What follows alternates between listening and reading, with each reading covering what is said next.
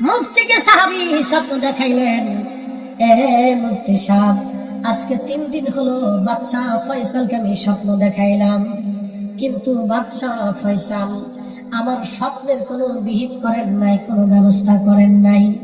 আমার কবর দজলা নদীর পরে ভেঙে গেছে, পানি ঢুকে আমার বড় কষ্ট হয়। আমার সাহাবী, নবীর সাহাবী আমার বন্ধু আব্দুল্লাহ আনসারীর কবরটা স্যাঁতস্যাঁতে হয়ে গেছে, তাড়াতাড়ি আমাদের কবর সরানোর ব্যবস্থা করো। 1300 বছর পরে 4 রাত পর্যন্ত নবীর সাহাবী স্বপ্ন দেখা। এই জন্য আল্লাহ কোরআনে বললেন, ইয়া আইয়াতুহান নাফসুল মুতমাইন্না তুরজিই ইলা রাব্বিকি রাদিয়াতান মারদিয়া ফাদখুলি ফি ইবাদি ওয়াদখুলি